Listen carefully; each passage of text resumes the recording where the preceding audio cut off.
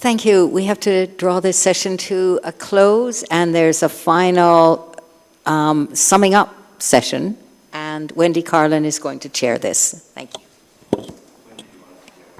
Okay, so this is the survivor session. And we're just going to have this is like a quick fire run through the speakers where they get their chance to put their central argument into 5 minutes, and we'll see how well they do. So, Walter, you're first up. So it's going to go Walter, Simon, Amy, Sam, Suresh, and David. And no slides? 0 slides. Slideless. Okay, thank you. So my argument was, in a nutshell, that whenever we observed significant reductions in economic inequality, not other kinds of inequality, but income and wealth inequality in history over thousands of years, they were usually strongly associated with violent shocks. State collapse and severe pandemics in the pre-modern period, mass mobilization warfare, and transformative revolutions in the last 100 plus years. Now, that's really the in a nutshell version. The real question is, does understanding this help us? Assume, for the sake of argument, unlikely as it may seem, that I'm right. Assume that this is a reasonable reconstruction of history. What does that tell us about the present and the future? Inequality it depends on which part of the world you're looking at. Inequality tends to have plateaued, I think, in large parts of the world. It has certainly increased over the last generation or so in Western countries, in many other countries, in post-Soviet countries, in India, in China, which is effectively a post-communist country. In Latin America, it was always high. It has fluctuated a bit. It hasn't really gone down. There was some hope at the beginning of the century, has not been borne out for the most part by more recent events. So the question is, if we are now in a situation of relatively high and seemingly stable levels of inequality, what can the knowledge that violent events, disruptions, shocks were instrumental in reducing inequality in the past, what can this tell us or teach us about the future? I think it teaches us two things.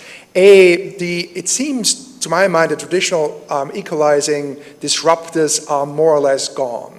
Mass mobilization warfare in all likelihood will never happen again the way it did. It doesn't mean there won't ever be any big wars, but they will be very different in nature and won't have the same social and political and economic effects. We have currently no credible revolutionary movements on the horizon.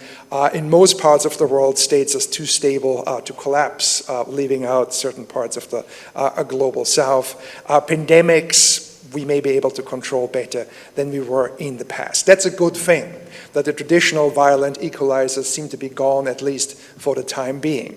But if they were really as important as I think they were in the past, where does that leave us with respect to future inequality alleviation? I think what it means is that any kind of policy proposals that are being put forward need to be checked for their plausibility in terms of implementation or the possibility of implementing them. All these policy proposals would have to take account of the fact that we live in a world that has changed, that things that worked a generation or 2 generations ago when we were closer to certain events may no longer work again.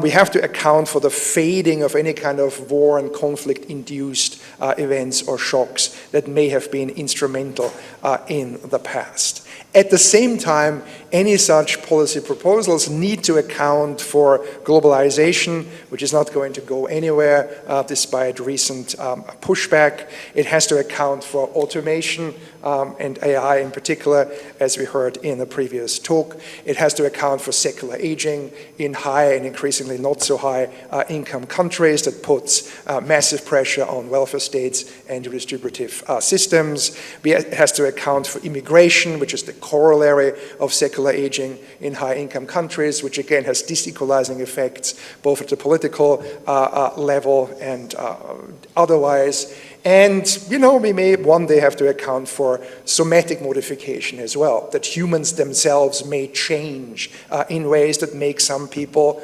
different, better, more capable than others, and then really all bets are off. But before that happens, AI is probably going to do something similar to us. So my plea would be for sort of greater realism. What I've observed is that there is a fair amount of literature, entire books being written on all the 27 things we need to do in order to decrease economic inequality. And they're usually written by economists, and they're all perfectly good proposals where you identify the problem, you put forward proposals, and there's some kind of projected outcome.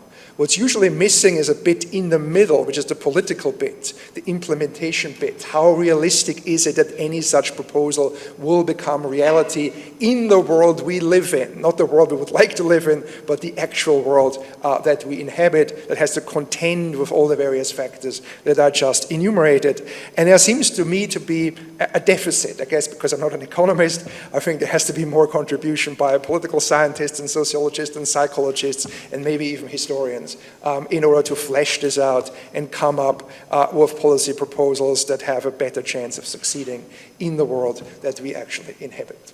That's all I have to say. Thank you, Walter. Simon. So I really enjoy and appreciate and respect deep history of the kind that Walter does and others have represented here today. And I'm sure that these big trends and institutions matter in many instances. But I think we have much, today at least, I think we have much more choice about what kind of society we create than we sometimes appreciate. And I think that there is, you know, I think I would encourage everyone to push back on all forms of technological determinism. Just because it's going to be invented, just because it's leaning one way in terms of skill bias, that means that's necessarily what you're going to get. I think we're rich enough, we're smart enough, we have resilient enough democracies that we can have that debate and we can shape technology and we can find policy tools. So I think I want to resist the Walter thing, which feels a little fatalistic to me. And I agree that the policy has to be pragmatic and the policy has to do with the politics. And these things are difficult, and the people, I can assure you, the people who are in charge of developing technology are not particularly interested in this kind of conversation. They're pretty much focused on making money. But I think that there's a lot of opportunity in AI, Wendy, opportunity for good. And I think that, you know, the kinds of discussion that we're having today and the kind of context that you're putting it in is absolutely the right way to come at it. But we need to find ways to create markets, purchasing power. We need to have countervailing power of a form that we probably can't go back to the union movement and the democracy movements of the late 19th century, for example. That seems unlikely. But we can invent new, more adapted to modern circumstances ways to push back against the power of these companies. And I think it begins with understanding that, you know, what is technology? What has technology done to previous societies? What's the range of feasible opportunities, and then trying it out and having a go and seeing what can actually make a difference and being honest with ourselves about measuring it and evaluating alternative paths of technology. I think if you wait for technology to play out and then try to do redistribution, I think that's a real struggle. But if you can shape technology and if you can pull it towards helping people, you know, what do you want technology to do? Not, I think, you know, we'll have OpenAI make up its mind and then we'll decide how to redistribute. But what is the problem you're trying to solve with technology? What do you want technology to do? If you push the technology companies on that, I think you're much more likely to get outcomes that you appreciate and that are better for more people. I also think while inequality is important and is a big source of increased inequality is a big source of frustration, and inequality of opportunity is extremely annoying to many people, for example, in the United States right now. That's part of the frustration. I think shared prosperity and autonomy and flourishing at the individual level, collective level, I think there's that. We might want to weight the conversation a bit more towards that and away from inequality per se, because there are what I got from Walter's talk is, I'm definitely not going to instruct the AI to minimize inequality, because then you're going to get one person left on the planet, because that's going to be perfectly equal. Thank you, Simon. Amy. Thank you. So I want to thank you again, actually, Wendy, for organizing this, because it has certainly demonstrated and brought home to me the importance of getting in each other's disciplinary spaces and playing with new kinds of data and new ideas and, to some extent, speculating. Mm-hmm. I won't recap my arguments of this morning to do with different kinds of farming, different kinds of economy. I think compared to some of the complexity of the arguments this afternoon, it was relatively simple. But I hope it's demonstrated the textured and sophisticated, or potentially sophisticated nature of what we can do with archaeological data, stretching back into deep history and long before the historically well-known, but sometimes also somewhat biased documented episodes that we also have access to. I'm haunted by something Sam said this morning, which is that it isn't just a matter of inequality, there's also climate change, and Walter reminded us of climate change as a shock that we increasingly need to think about. And that whatever solutions, technological policy and everything in between that we come up with need to be constrained by and need to address the climate crisis. And it bothers me, and I'm sure this has occurred to many of you, that we have the 17 different sustainable development goals as though they are 17 different problems.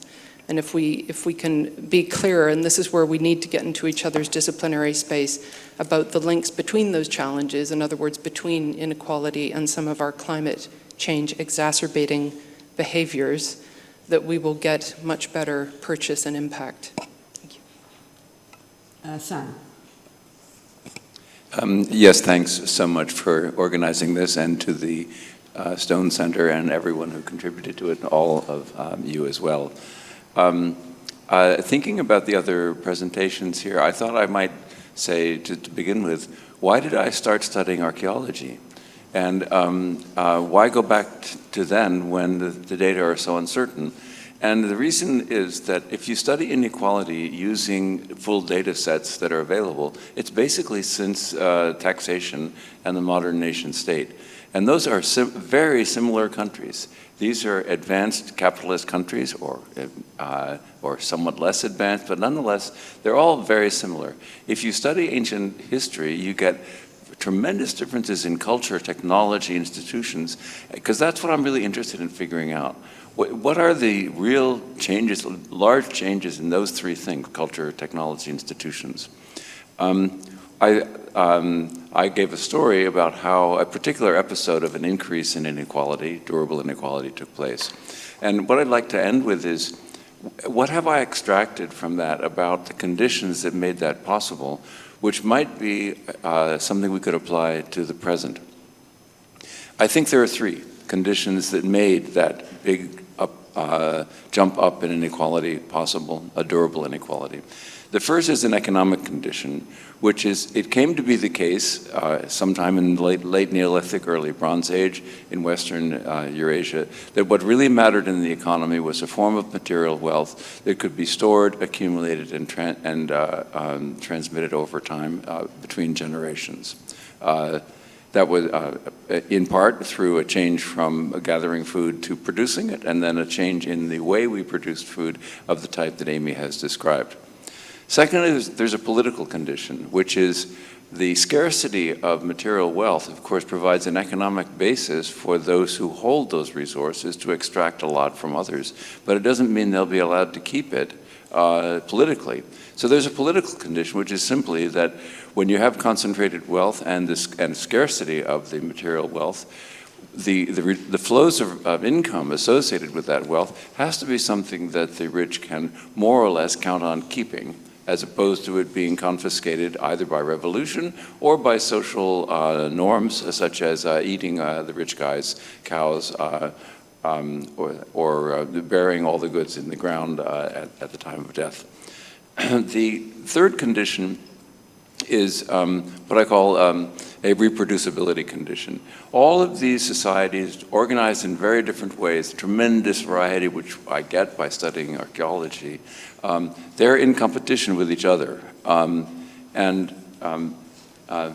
so they have to be reproducible in the sense that they are able to actually survive against others militarily or through population growth or emigration. Now I seem to have lost my, good. I mentioned the weightless economy, and I talked about the biological and other limits to our being very unequal in our laboring capacities and our thinking capacities and so on. And I made the suggestion that if what matters was our capability in doing stuff, that the inequality in a society like that might be quite limited because of the difficulty in passing on those skills and capabilities across time.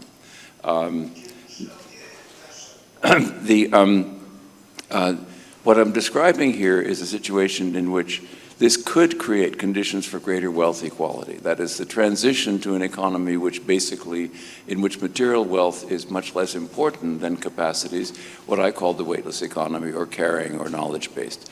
But on the other hand, think about what that economy is like. First, there are huge economies of scale.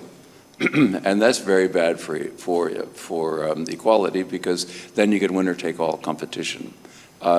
Secondly, I mentioned the case of intellectual property rights. That can make a monopoly on property really a legal matter and not simply a high probability based on economies of scale. And finally, the robots of the 21st century, not the ox and plow, but the real robots in AI, may create a situation of labor redundancy so that working people don't have the bargaining power for the simple reason that they're not really needed, the kind of thing that Simon pointed out. So we don't know how the economic condition for the sustaining of substantial levels of inequality will go. I think it's up in the air, and it depends, obviously, on political choices. What about the political condition, that the rich can keep their stuff? Well, what's happened is that really was fundamentally undermined. When I think of what happened in the 20th century, I don't think about wars. I think about the universal suffrage. And that has made a huge difference. And there was a substantial redistribution of income which took place over the century. And we now have relatively low Gini coefficients after taxes and transfers and taking account of public goods in about half of the OECD countries. It's really extraordinary. And by the way, those countries, the wealth inequality in those countries is at the level of the United States. In Sweden, for example, it has a greater wealth inequality than the United States. So the political condition for keeping your stuff really has been fundamentally sacrificed. Obviously we have to think about whether those democratic rights will be sustained, a question on many Americans' minds. Finally, the reproducibility condition. The competition among groups now, who's going to win? Is it societies which essentially have a US-style intellectual property rights as the main regime? Is that a good way to organize an economy? Does it make sense in terms of the use of public goods? Private property in kudus wouldn't be a very good idea if you're a hunter-gatherer, and it's probably not a very good idea in terms of intellectual property either, which is one of the reasons why the CORE project has entirely Creative Commons licensing for all of our resources. We don't really know how that works, because possibly the United States and a few other countries will impose on the entire world a intellectual property rights regime, which will essentially eliminate competition among countries along this intellectual property rights dimension, which would be very bad. But I think the stuff that Suresh mentioned about group selection is really important. That is, which groups win, that is, which national groups win in competition is going to be really important. Now, finally, a thought is the following one. If the knowledge and care weightless economy is really become very important, These are areas in which ordinary labor contracts don't work very well. And neither does, I mean, you can't get people to work hard either for money or for fear, because you can't define very well what they have to do. You really have to depend on intrinsic motivation and some kind of cooperative attitude on the part of people to get a job well done. And that's true of scientific research. It's also true for waiting on tables in restaurants. It's true for caring for old people and so on. It's not, it's true right across the economy. Now, if it's true that we're going to rely on our, let's say, ethical values of doing a good job or intrinsic motivation or cooperativeness, I think it's highly unlikely that those social values will persist and be reproduced and stay salient in a highly unequal society. It's very hard to think of a highly unequal society reproducing norms of reciprocity, cooperativeness, and altruism, which could be the basis for a well-functioning weightless economy. If that's the case, then what it means is the weightless economy is a condition under which a more egalitarian redistribution of wealth may not be simply something we desire, but may be a necessity. Thank you. David. I just wanted to mention two studies that I've been impressed by recently, which I guess encapsulate points that I tried to make earlier and elsewhere. These are both statistical studies of modern inequality. The first one is actually by a group of healthcare workers in Australia, who I think have taken seriously the point that Pierre Rosanvallon made in his book, The Society of Equals, that the better we get at measuring inequality, the less we seem to be able to actually do about it. They produced data. This is a team led by Tim Carey. They produced data which really questioned the well-known thesis of that book, The Spirit Level.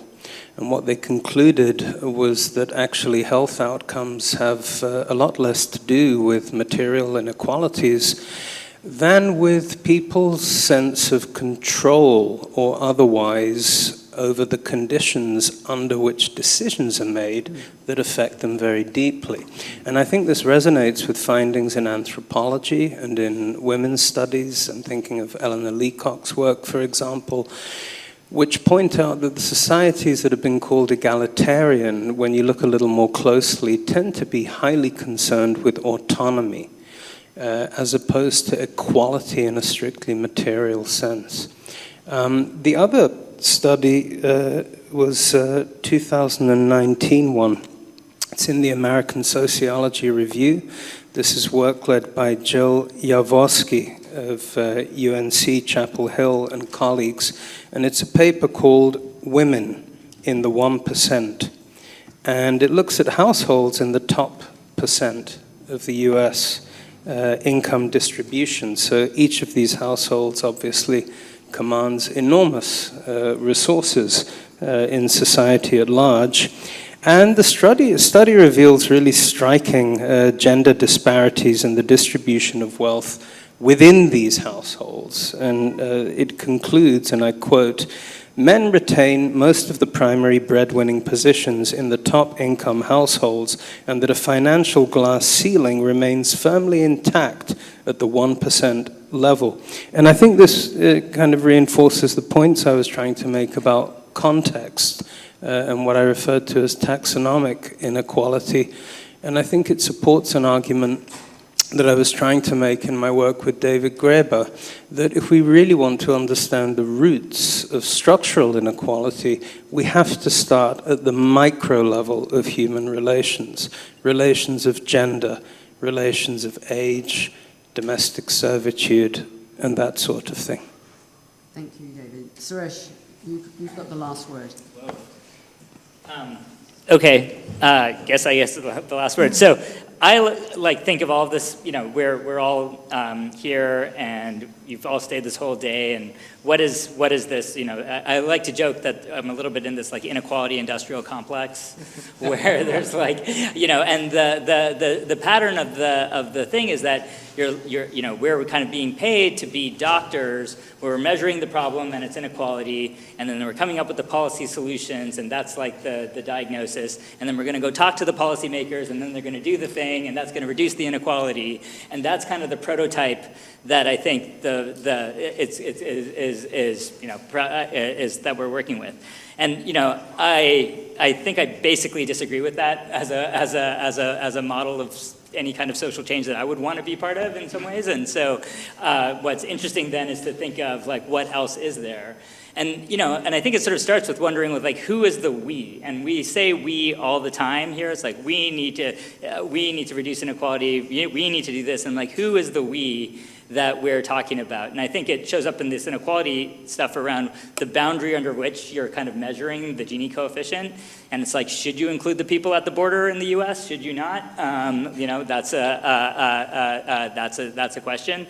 And so I think even in the measurement, this like who is the we kind of question comes up. And then in the policy circle, it's like we should pass these policies. It's like who is the we? And you look around, it's just like that just does not seem like it's an option. And maybe it is this view that you think, okay, you can whisper in the ear of the right bureaucrat and they'll find the right interpretation of an administrative agency's like laws that will kind of do the right thing.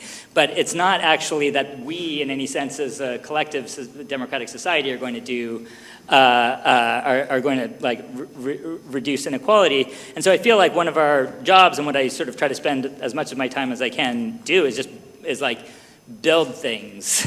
And it's like, and when you're trying to like build organizations and build groups that you actually think that you can try to put together like different components of a we that can actually implement things, that's like a much more, I think, or as interesting a challenge for social science as analyzing, is to build things. And it's good because it prevents you from believing your own ideology. It's like when you actually have to put something on the ground that delivers and works, you actually wind up having to put ideas to the test. And I think in this inequality kind of world, we could do a lot more with like less of the measuring, analyzing, and considering policy, and more of the like, let's like try to build stuff that works. Given that I just don't think we have policymakers that are going to do it for us, and so we just kind of need to do it. And so I'm being a bit reflexive because I'm at the end of this and sort of just thinking about it. But there's a lot of ways it's like the upshot of a lot of the inequality stuff is that I think you wind up with this thing that there's nobody else out there that's going to fix this for us, and we just kind of have to do it ourselves. And that social science is a hugely important part of that, but not because we're kind of delivering the right diagnoses. It's because we actually like are able to help build these things that work on the ground, and that's kind of a really interesting moment for social science. It's very different. Like it's not like social theory in the 20th century.